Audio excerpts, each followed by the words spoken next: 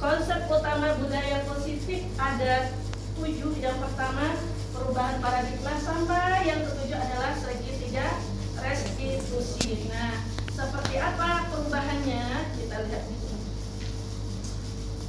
Nah, pertama, perubahan paradigma belajar. Yang pertama, dalam membangun budaya positif, sekolah dapat menyediakan lingkungan yang positif, aman dan nyaman agar peserta didik memiliki kemampuan berpikir, bertindak dan mencipta dengan merdeka, mandiri dan bertanggung jawab. Artinya apa? Yang mengontrol murid itu menjadi sukses adalah kita.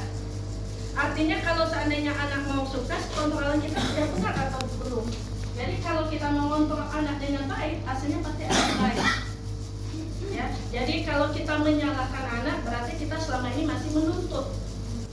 Jadi Ki Hajar Dewantara menerapkan di sini 2 konsep beda antara menuntun dengan menuntut. Kalau menuntut, anak-anak kerjakan tugas, besok dikerjakan, kemudian kalau nggak siap kita panggil. Mungkin selama ini mungkin saya ya, kalau satu sana yang lainnya nggak ada. Kalau nggak selesai, duduk di luar. Kalau tidak selesai, pindah ke kelas sebelah misalnya. Tapi di sini insya Allah status-statusnya baik semua ya. Nah itu adalah menuntut. Tapi kalau menuntut artinya seperti itu.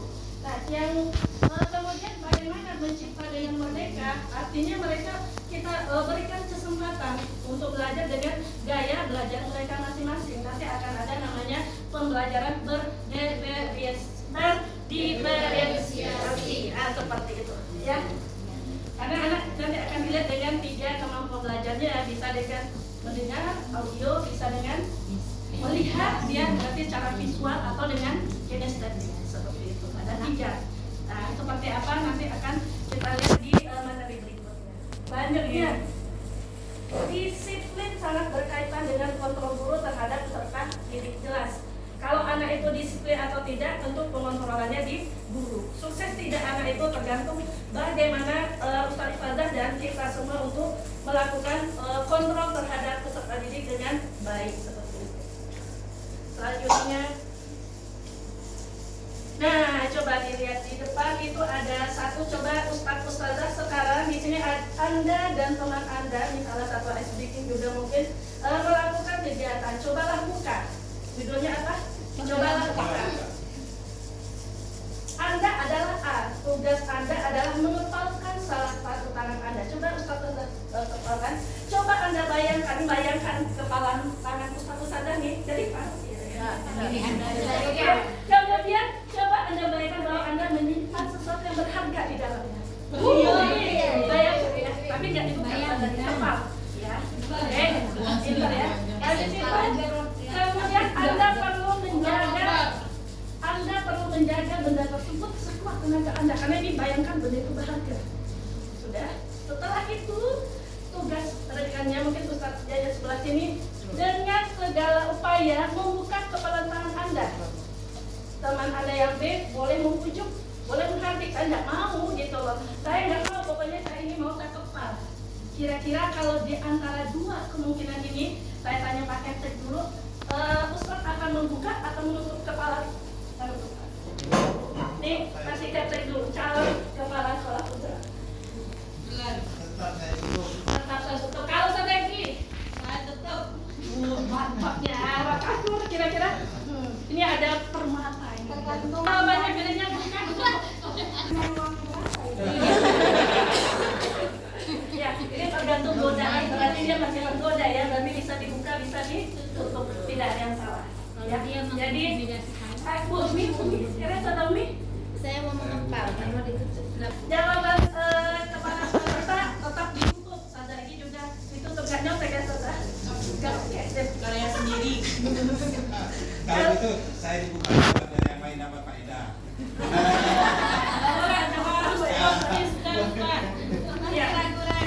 Ya boleh, kalau ragu-ragu kita akhirnya tujuannya nggak tercapai. Ini udah boleh dibuka belum?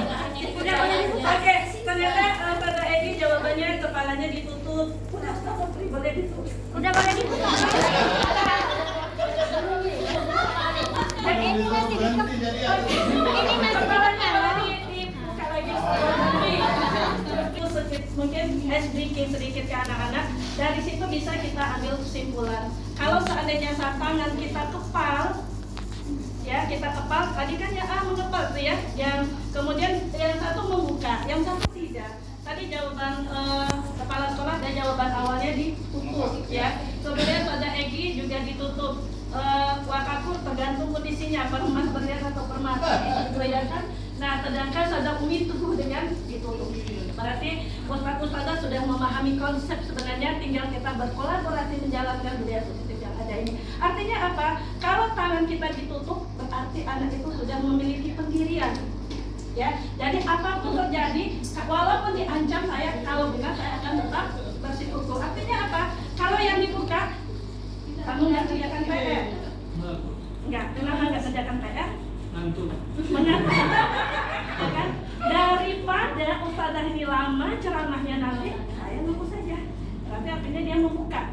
Dia apa? Di situ pasrah. Mau dia apa ustazahnya, mau dijemur, boleh, ya kan? Mau disuruh di luar, boleh. Gua nggak mau bermasalah sama ustazah ini. Itu artinya dia tidak teguh. Harusnya kalau nggak buat itu alasannya apa? Jelaskan dengan baik, kan seperti itu, ya. Satu yang Masih kepala tangan kita tertutup, artinya dia teguh. Apapun yang terjadi, dia tetap kepada pendirian dia sendiri. Jadi ustazah saya yakin pasti akan memilih semuanya dengan kepala tangan tertutup. Kalau kita ada tertutup, artinya apa? Kepala tangan kita ini sudah kuat, artinya apapun yang terjadi dia bisa mengatasi masalah sendiri. Itu artinya dalam permainan ini. Oke, Ustazah kita lanjut. Oke. Nah ini dia, tadi kepala sekolah udah nyampaikan, saya udah cari what do you mean positive in Indonesia, mungkin ya itu cari tadi ya, di situ sudah ada. Apa itu makna positif ya? Mungkin teman-teman semua sudah tahu pakar bahasa Indonesia. Di sini ada Ustaz Adi, ada Ustazah Egi. Nah, sama nggak pikiran yang ada di Ustazah Egi ya? Nah, ini dia. Ini ternyata Pak Ustazah ternyata dari pembelajaran kita ambil di sini bahwa sama nggak Ustazah Egi? Yang Ustazah masuk sama ya? Iya. Dalam hati pikiran. Oke. Di sini disiplin positif berasal dari bahasa Latin. Apa itu Ustazah Ida? Disiplina. Ya, disiplina. Ya, yang artinya belajar. Jadi disiplin di sini artinya adalah belajar. Yang kedua, makna asal dari kata ini berkonotasi. Ya, dalam bahasa Indonesia ada denotasi, ada konotasi. Di sini berkonotasi. Saudara, konotasi artinya Tidak. ada yang tidak sebenarnya, konotasi dan denotasi. Tapi di sini adalah konotasi. Yang kedua atau bahasa latinnya lagi ya, Socrates and Plato dan Plato. Okay? Ya, selanjutnya yang ketiga, disiplin diri membuat orang menggali potensinya menuju sebuah tujuan apa yang dia hargai. Artinya kalau orang disiplin itu pasti ada tujuannya. Insya Allah kalau misalnya Ustazah Egi nanti punya kelahiran kedua, ini anakku nih pengen jadi seorang ini, kalau dia disiplin insya Allah akan mencapai tujuan. Dengan siswa-siswi kita semuanya. Selanjutnya yang ke ya, kenapa Ustazah Egi memang tetangga saya di kantor ya, Ustazah mohon maaf ya, karena yang sebelah Ustazah Egi. Yang ketiga, dalam budaya kita makna disiplin telah berubah menjadi sesuatu yang dilakukan seseorang pada orang lain untuk mendapatkan kepatuhan. Contoh, Ustaz Muhammad foto-foto, kita masuk ke kelas cepat misalnya, contoh apa ya Ustaz? Contoh, kedisiplinan ya? Kita masuk. Satu, itu aturan. Kita lihat lagi nanti. Contohkan Bu. Kecenderungan umum adalah menghubungkan kata disiplin dengan ketidaknyamanan, bukan dengan apa yang kita hargai atau pencapaian suatu tujuan yang tadi. Karena kalau disiplin itu sebenarnya kan mencapai tujuan, tapi karena kita mungkin saya juga masih ada, tapi kita berusaha untuk merubah. Ya, kalau di foto ya.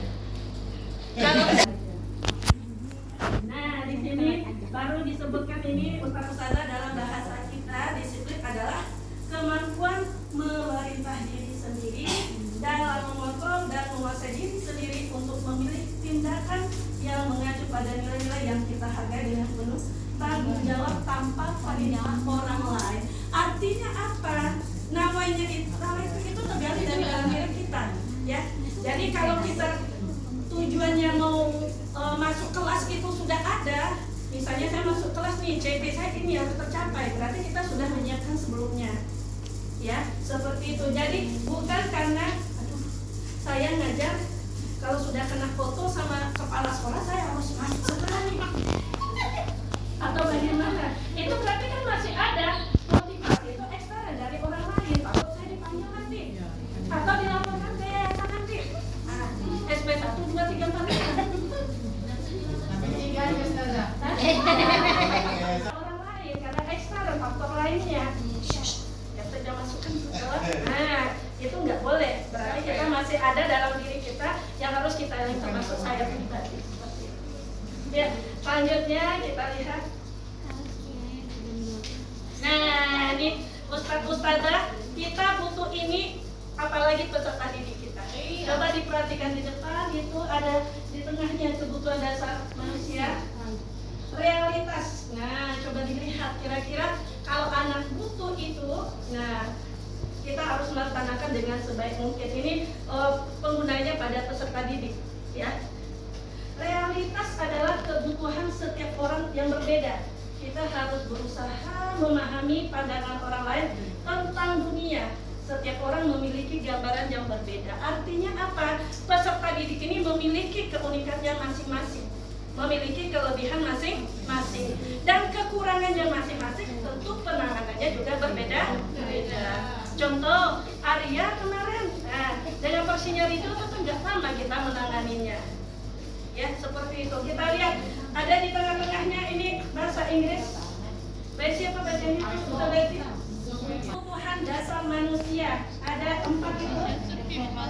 Cinta kasih. Cinta kasih, Bumi. Siswa itu butuh cinta kasih, butuh diterima. Artinya apa? Saat Aira masuk ke sekolah, khususnya 9P, mungkin dia merasa kurang diterima oleh teman-temannya. Nah, akhirnya terjadilah diskusi panjang. Polas kali Bu. Ya, kenapa? Karena anaknya merasa, ya baru saya sadari dengan ya. Tidak merasa nyaman. Artinya mungkin karena adanya bullying gitu, anti perundungan, mungkin dengan mata saja ada rasa-rasanya nih kawan saya ini mau lihat saya apa, akhirnya dia merasa kehadirannya tidak diterima, mungkin merasa seperti itu oleh Ananda ini. Jadi cinta kasih ya perlu diterima, ya. Jadi seperti itu. Yang kedua, ini penguasaan. Ada apa yang kedua? Penguasaan. Apa yang dikuasainya? Artinya dia menguasai dirinya sendiri.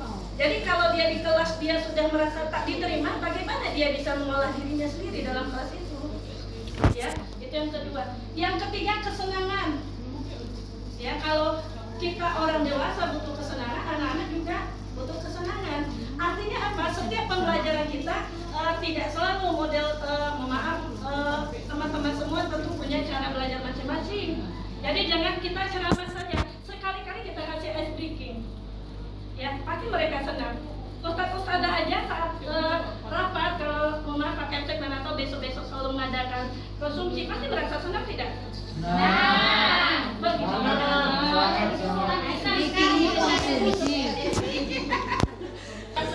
Dan itu saya sudah coba di kelas 7A, 7B, 7C, 7D belum, ya. Dengan SDK kalau bisa masuk ke SDK terus. Jadi kalau SDK terus juga nggak boleh, capaian pembelajaran juga nggak tercapai, ya. Nah, kesenangan terakhir adalah kebebasan.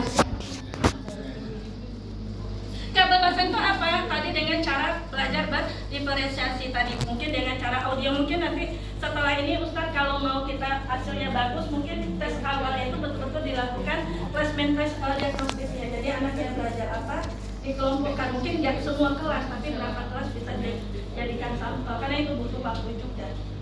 Selanjutnya Ya, jadi besok kalau sudah sesuai dengan gaya belajar kita agak enak. Anak yang kinestetik bisa kita kelompokkan, yang pergerakannya kemana-mana, ya bisa kita kelompokkan. Anak yang cuma bisa dengan mendengar dia udah paham, kita bisa kasihkan materinya dengan audio saja. Tapi anak ada yang kalau dengar-dengar dia nggak paham, tapi dia lihat, oh iya seperti itu, berarti dengan visual pengamatan, ya di situ kebebasannya. Selanjutnya, nah ini ada kasusnya. Ada Ibu Fitrah nih kelas 11, kemudian sedang bingung menghadapi ulah salah seorang peserta didiknya di kelas bernama Dova. Beberapa peserta didik telah datang dan memberikan Dova seringkali meminta bekal makan siang. Kemudian dengan paksa lagi, makan siang dengan paksa. Jika Anda Ustazah menghadapi situasi seperti Ibu Fitrah, apa yang Ustazah lakukan? Kira-kira apa alasannya si Dova ini melakukan hal itu? Kira-kira apa Ustazah? Belum makan. Karena dia belum makan. Ya, karena laki-laki biasanya sebelum mie. Oke, bagus. Yang lainnya Ustazah? Ustazah betul semua. Jadi kemungkinannya banyak. Kita lihat kalau anak-anak kita yang putra biasanya ya kan, kadang satu itu sampai diserbu oleh teman-temannya makanannya. Alhamdulillah tak sampai ke BK ya. Selanjutnya kita lihat apa jawabannya. Kita lihat. Nah, ini kita lihat. Kita lihat di sini jawabannya dalam konteks penerapan disiplin positif. Ibu Fitrah sebaiknya mencari tahu alasan Dova melakukan tindakan tersebut agar mengetahui kebutuhan mana yang sedang berusaha dipenuhi oleh Dova. Yang pertama, ini tadi yang ada 5 tadi ya. Ada yang kebutuhan dasarnya dia minta itu karena dia dalam keadaan lapar, karena orang tuanya tidak membawakan bekal makan siang. Jadi saya mau nggak mau saya minta daripada saya sakit perut ya. Yang kedua, love and tadi cinta dan kasih sayang. Kita ada love and teman Dova jadi perhatian, teman Dovanya jadi memperhatikan. Kenapa kamu nggak bawa makanan Dova?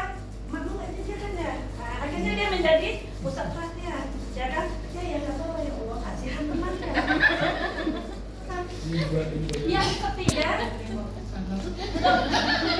karena temannya jadi takut dan menuruti keinginannya. Karena dia kan memaksa tadi ya, tapi dia merasa seorang yang punya kekuatan, power.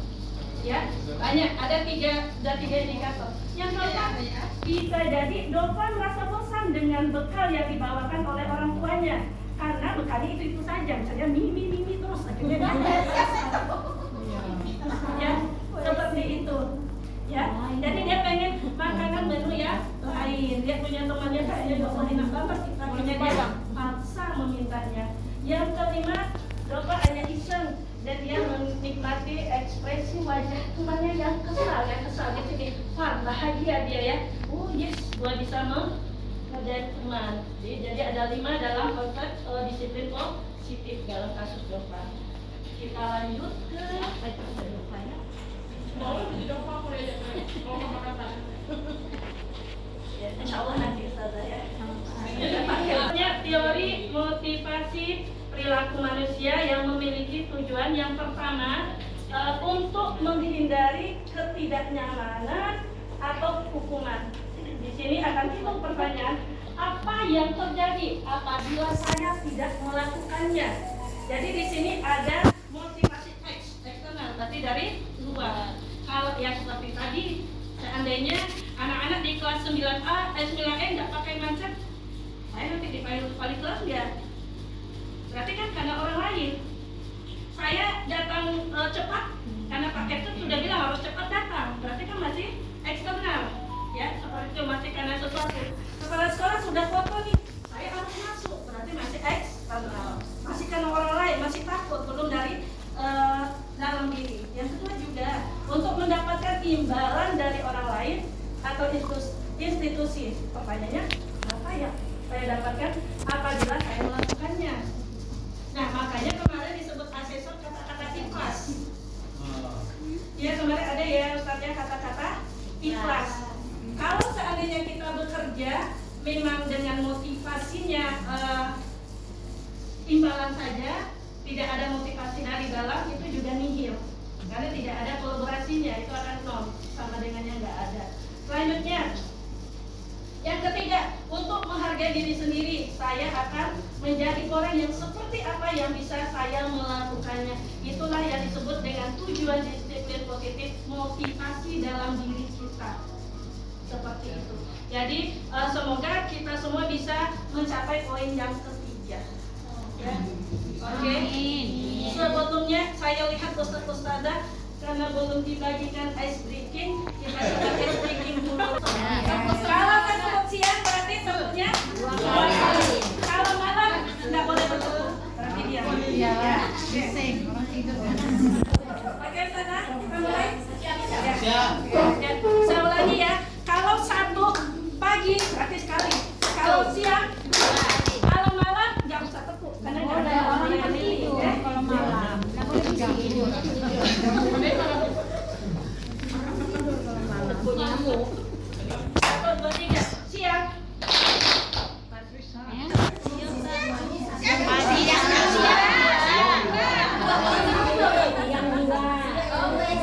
Oke, sudah. Ya, kita ulangi ya. Oke, 1, 2, 3, malam. Malam berarti nggak ada tepukan. Ya. Oke, 1, 2, 3, siang. Pagi. Malam.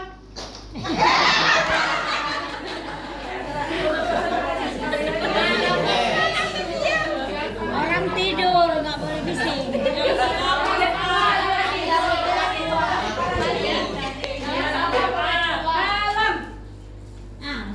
Oke, tadi semuanya sudah semangat malam nggak jadi repot ya. Fokus ya, kita lanjut. Ya. Konsekuensi kita lihat di sini. Apakah sama hukuman dengan konsekuensi? Kita lihat di depan. Nah, Dalfi kurang menguasai pelajaran matematika. Sehingga pada saat pelajaran tersebut dia lebih banyak berdiam diri atau menggambar buku di pelajarannya. Nah, pada saat guru matematikanya yang bernama Pak Widodo,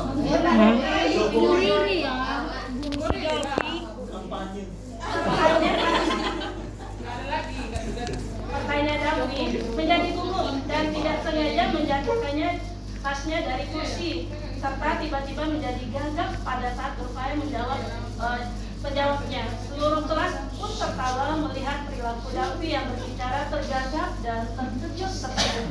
Pak Widodo kemudian membiarkan teman-teman yang lain menertawakannya.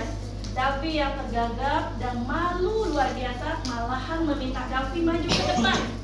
Sudah tergagap ini disuruh maju ke depan. Kemudian sambil menunjuk-nunjuk hidungnya, saya contohkan, nggak usah lah ya.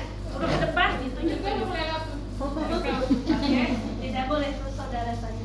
Setelah itu, menunjuk hidungnya karena tak bisa menjawab pertanyaan Pak Widodo. Kelas semakin gaduh dan anak-anak pun tertawa melihat Dalfi di depan kelas sambil memegang hidungnya. Rasa-rasa hidungnya hilang atau enggak? Nah, kira-kira perlakuan Pak Widodo ini menurut Ustazah bagaimana? Harus diturunkan.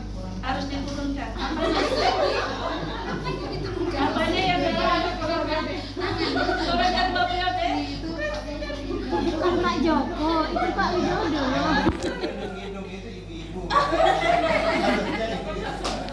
Oke, pertanyaannya lihat di sini. Apakah Ustazah setuju dengan tindakan yang dilakukan Pak Widodo terhadap Dalfi? Tidak. Kenapa Ustazah semuanya Ustazah? Dia tadi Pak hidungnya hilang. Karena lumayan. Wah, oke, bagus Ustazah Lela. Yang kedua, menurut Anda tindakan Pak Widodo terhadap Dalfi adalah sebuah hukuman atau konsekuensi? Hukuman. Oke, setuju hukuman? Ya. Dibiarkan malu karena nggak bisa tadi tuh. Nah, lu nggak bisa jawab enggak. Tapi itu tunjuk tuh hidungnya. Sampai dia pegang hidungnya, masih ada nggak hidung saya gitu kan? Ya. Nah, jawabannya hukuman. Ustaz, setuju hukuman? Pak Nopri apa jawabannya Ustaz? Hukuman juga. Oke, kita lihat di sini. jawabannya. Konsekuensi, oke kita lihat. Nah, kita lihat dulu kira-kira tadi jawabannya hukumankah atau konsekuensi. Nah, kita lihat di sini. Nggak bisa satu tuh karena harus saya ingat. Oke. Oke. Tapi Ustaz separuh aja ini jadi keluar semua. Kalau Ustaz ini ditutupnya semua. Ada di bawah. Oke, tidak apa-apa. Dah kita lihat. Ini anggap ini sudah selesai dibaca jawabannya sebagai coba kita lihat perbedaan antara hukuman dan konsekuensi. Pada Egi, yang pertama boleh dibaca dari situ. Nggak nampak. Coba dibaca. Lari mengelilingi lapangan basket 2 kali karena terlambat hadir di sekolah.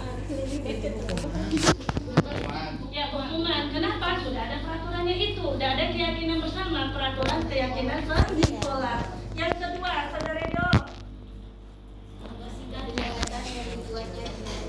Oke, membersihkan coretan. Coba dipikirkan, membersihkan. Ya, kita lagi ngajar tuh, dia coret-coret. Membersihkan coretan yang dibuat di meja tulis, termasuk konsekuensi. Kenapa? Benar, dia harus bertanggung jawab. Berarti di situ ada keyakinan tanggung jawab. Kamu berbuat, nah kamu harus bertanggung jawab. Ya, oke. Yang ketiga, silakan dibaca Ustaz Haris, murid.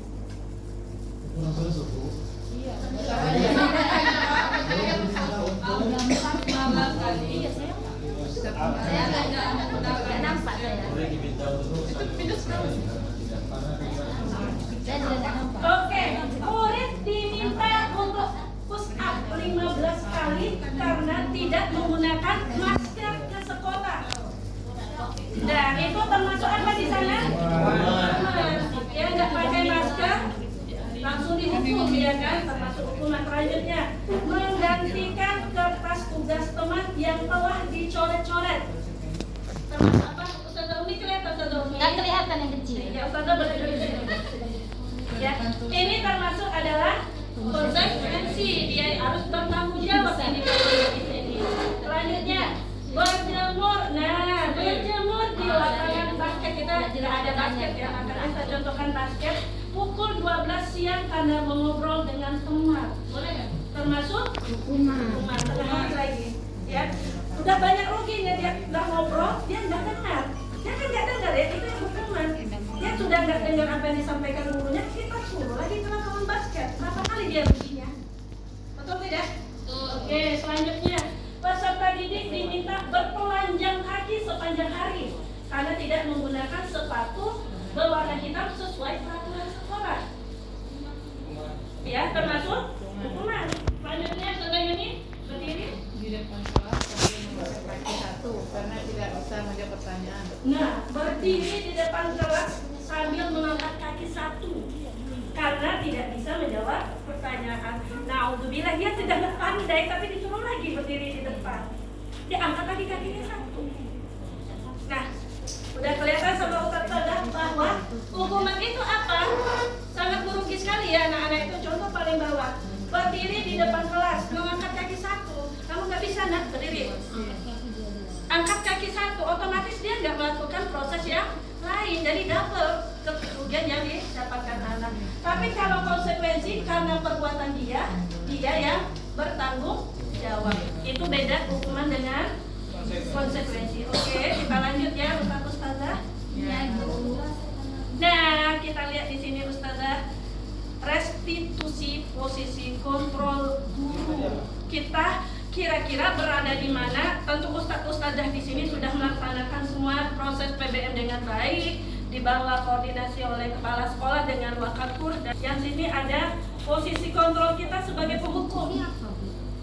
Kamu terlambat di lapangan. Ya. Yang kedua, membuat rasa bersalah. Artinya apa? Kamu tadi nggak kerjakan ya, Nak? Enggak. Kenapa kamu nggak kerjakan? Misalnya dia karena dia takut sama kita, Padahal punya diambil kawan sebenarnya, tapi karena dia takut, ya artinya kita buat rasa bersalah, dia mengakui saja, padahal dia nggak melakukan itu. Ya. Yang ketiga sebagai teman. Sebagai teman apa? Contoh, kita pergi masuk sini ke kelas 7C, misalnya saya. Terus di 7C itu karena saya ada kepentingan ke bawah, mungkin ada panggilan alam, ustazah dari lantai 4, ditinggal ke kelas, ya kan? Panggil ketuanya, abang ketuanya ya nak ya, tolong ya nanti ustazah ke bawah, temannya diamankan dulu. Maksudnya dalam keadaan ribut, pelajarannya dilaksanakan dengan penuh tanggung jawab, berarti itu sebagai teman. Ya. Selanjutnya sebagai pemantau.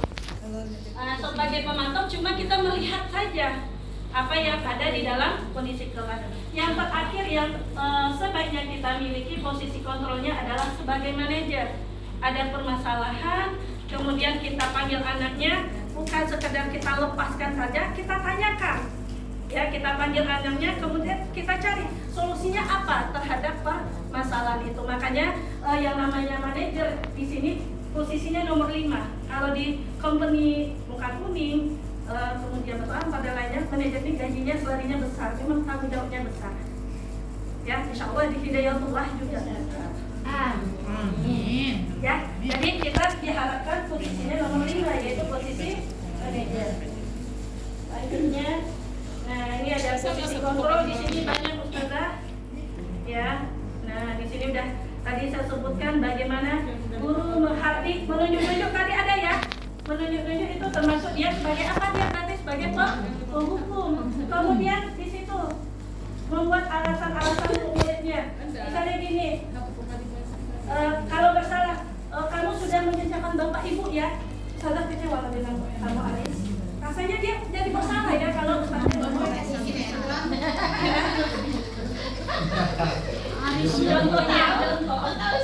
Dan sampai ya kontrol diri.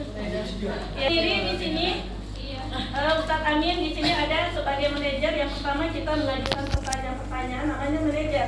Kemudian apa yang kita yakini, kemudian apa yang meyakini kamu. Kalau kamu menyalahi mana, apa yang akan kamu perbaiki. Ya, jadi kira-kira apa yang menggambarkan tentang dirimu. Kemudian anak itu mencari solusinya. Berarti itulah yang disebut sebagai kontrol diri dalam posisi manajer. Lanjut. Nah, ini kasusnya banyak di sini. Insyaallah ustazahnya udah paham semua ustazah ini. Di sini ada ustazah Puji, tapi bukan ustazah Puji di SMA ya. Yang di TK. Yang di TK panggilannya Sri. Di sini pada hari Jumat Pak Edi tidak masuk sekolah. Pak Edi guru SKI yang ya, SKI itu Bu Puji menggantikan Pak Edi. Ibu Puji ini ternyata ustazah baru menjadi guru SMA ini 1 tahun, barusan gitu ya. Beberapa tadi di Cut dan Diana mengatakan hal ini. Dia mulai menggunakan kesempatan bersikap seenaknya, tertawa dan tidak mengindahkan kehadiran Bu Puji tadi yang baru 1 tahun mengajar.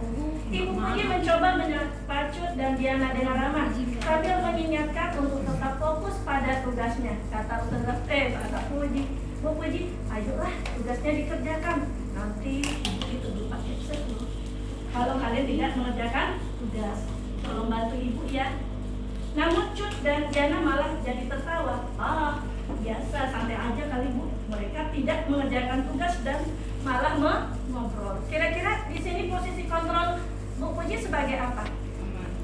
Sebagai Pengawas ya. Sebagai teman, bagus, sebagai teman pakai di sini. Dia kan iya, ayolah anak saya dimarahin kepala sekolah, berarti dia menganggap sebagai teman. Nanti saya dimarahin kepala sekolah lagi ibu ya. Aja Bu, kata anak, tapi sebagai teman. Oke, 100 untuk ustazah ya juga. Ya, selanjutnya, nah ini ada Hasan. Tadi Kalau ini ayah saya dan saudaranya ayah saya.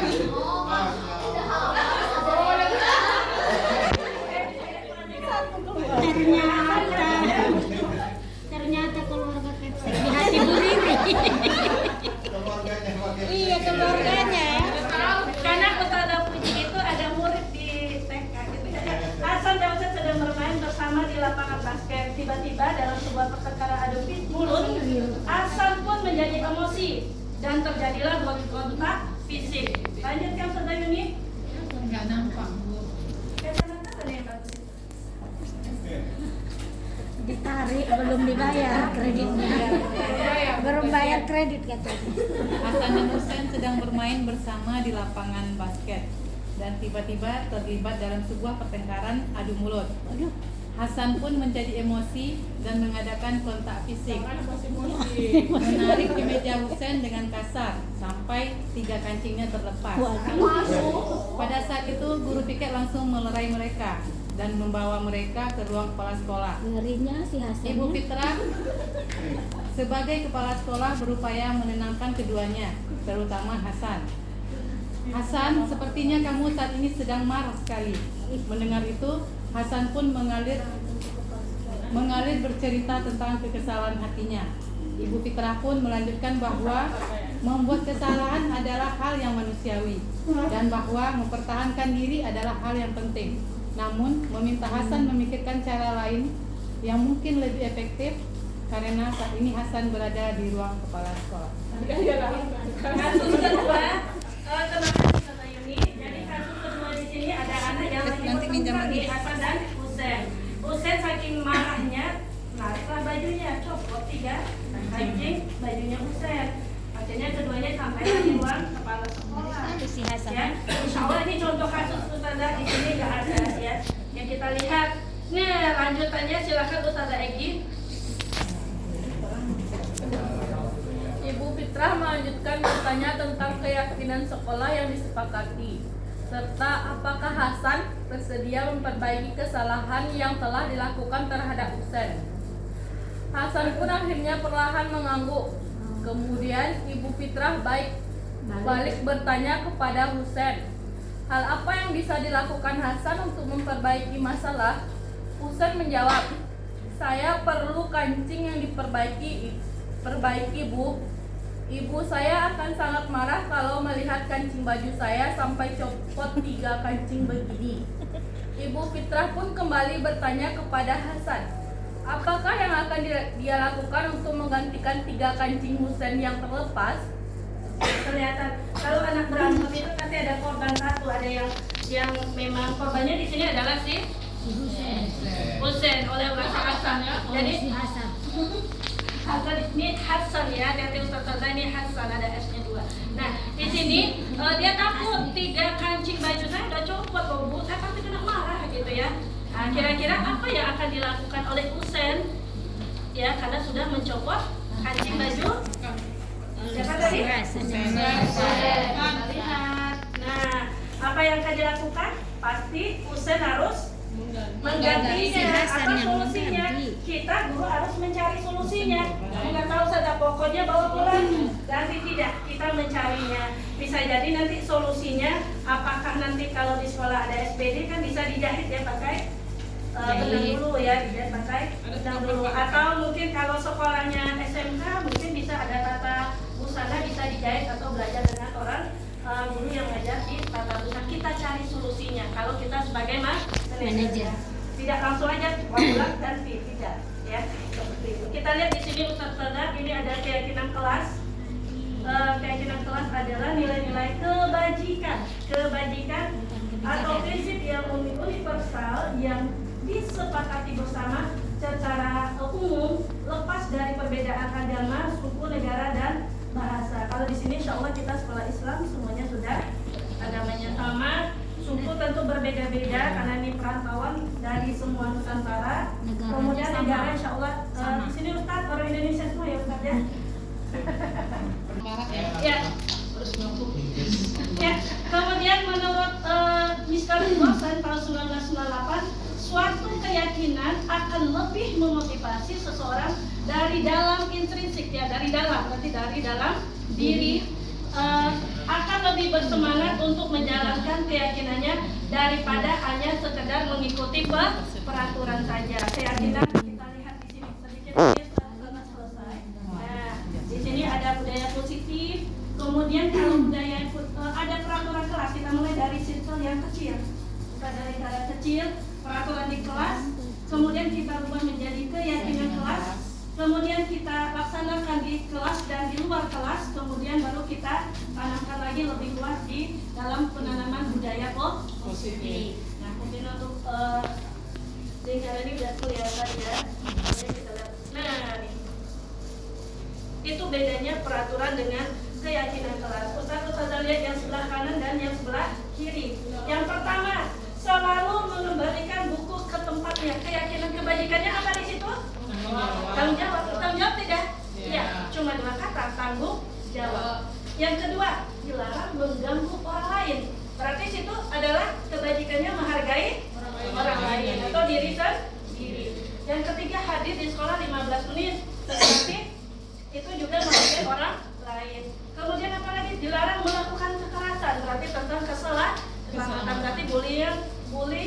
Kemudian apalagi perundungan. Kemudian dilarang menggunakan narkoba.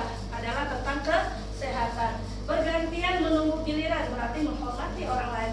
Gunakan masker. Nah, sekarang saya mau tanya Ustaz Sada. Kira-kira kalau kita memakai helm, apa gunanya Ustazah Jibril? Ustazah pulang sekolah pakai helm tidak? Pakai helm? Tidak. Oke, yang pakai helm dengan keselamatan. Untuk apa Sadomi? Keselamatan. Masya Allah, Sadomi tidak paham. Pakai helm adalah untuk keselamatan. Insya Allah nih, Ustazah semua. Karena peraturan. Takut ada polisi. Berarti ekstra saya nanti kena tilang 250. Ya, berarti karena bukan dari kesadaran sendiri. Berarti ekstranya. Berarti karena hukuman, ya. Kena tilang, kena ambil SIM saya, kena ambil STNK saya. Kapan mau ngambil keputusan desa atau polsek? Ya. Seperti itu. Selanjutnya gunakan masker, berarti untuk keyakinan kesehatan. Kemudian jangan berlari di kelas atau koridor, itu untuk keselamatan. Nah, kalau kita membuat di kelas, Ustazah, nanti kan peraturan kelas kan banyak. Saya lihat masuk berapa kelas, ada peraturan kelasnya 1 double clear panjang, ada 1 HPS, itu kan banyak. Nanti Ustazah bisa laksanakannya dengan menggunakan sticky note nanti dibuat ada masing-masing. Kemudian ditempel di depan kelas, nanti dikelompokkan yang berhubungan dengan keselamatan 1, kesehatan 1. Jadi keyakinan itu cepat diingat anak. Oh iya, kalau saya keluar tak pakai sepatu, kemudian kakinya tertusuk misalnya, berarti kan keselamatan diri saya, ingat anak.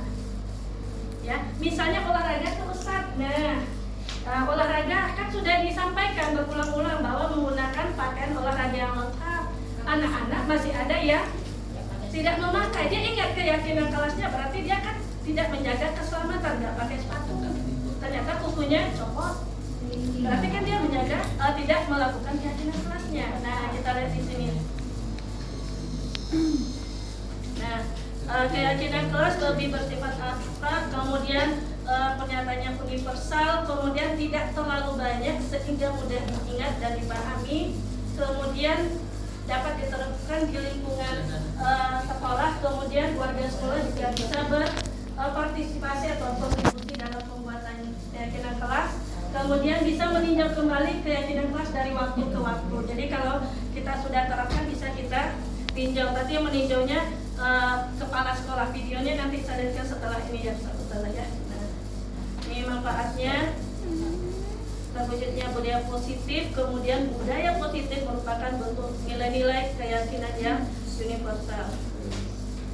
Nah, ini kemarin sempat saya singgung dengan segitiga restitusi. Segitiga restitusi. Oke, coba dibaca Ustaz Sada, judulnya apa itu? Segitiga restitusi. Ulangi lagi Ustaz-Ustazah bacaannya. Segitiga restitusi. Ice breakingnya sudah habis, kita fokus saja ke depan ya. Nah, kita lihat lagi. Nah, segitiga matematika ada bangun dasar segitiga. Ternyata untuk menyelesaikan masalah ada juga namanya segitiga tanda restitusi. Seperti apa? Kita lihat di sini. Yang pertama, kalau segitiga berarti ada 3 sisi. Yang pertama, menstabilkan identitas. Artinya apa? Saat anak sudah ada bermasalah, kita panggil. Makanya kalau kita menyalahkan anak di depan orang banyak, sama kita juga menghukum anak secara tidak langsung, ya. Panggil, kita kata-kata tidak ada manusia sempurna. Menyalahkan anak Dan di kamu kelas, melakukan ini saya. kenapa? Saudara tahu kamu melakukan ini karena apa? Setiap orang pasti melakukan kesalahan, ya. Yang kedua, validasi tindakan yang salah. Kenapa kok kamu nggak bawa buku Aira? Tentu kamu punya alasan. Ada nggak cara yang lebih efektif supaya bukumu tuh nggak hilang-hilang, nggak lupa-lupa? Kak? Bagaimana caranya? Ya. Yang ketiga, menanyakan keyakinan. Tadi kan kita sudah buat keyakinan kelas. Keyakinan apa yang kita sepakati? Kan dia udah tahu salahnya ini, bukunya hilang karena sampai di rumah tuh dia lempar saja, dia udah jawab. Kemudian kita tanya, kalau anak tidak bawa buku, keyakinan apa yang sudah disepakati dan yang sudah dia langgar. Habis itu baru kita kasih tahu dia kira-kira kalau begitu solusinya apa. Nah, kalau bukunya biasanya dilempar-lempar saja pulang sekolah, apa ya solusinya? Dia tentu akan menjawab, Ustazah besok saya akan meletakkan buku pada tempat. Ya, seperti itu. Sedikit lagi Ustazah, nanti saya lihat ke videonya. Nah, videonya Ustazah, thank you, terima kasih. Dan kita lihat videonya sebelum sedikit ya Ustazah. Oke Ibu. Sama-sama. Terima kasih. Lihat di sini. Ini kelasnya di kelas 9D paling bagus. Siapa itu? Baca.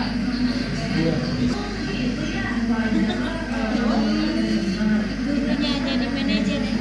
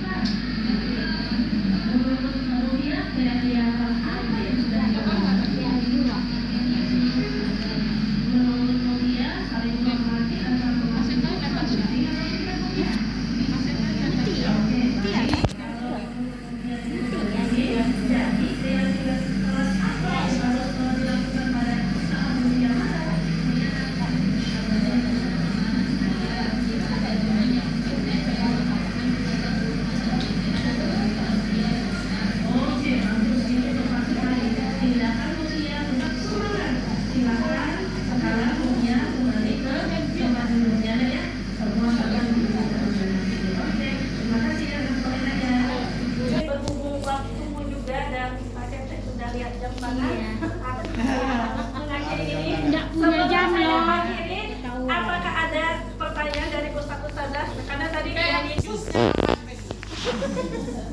kalau tidak nanti aja ya hari ini untuk Ustazah jangan lupa pungut perhatiannya dan syukur juga pada kepala sekolah dan struktural yang sudah memberikan kesempatan saya menyampaikan di seminasi budaya positif pada hari ini. Semoga membawa perubahan buat diri saya pribadi dan Assalamualaikum warahmatullahi wabarakatuh.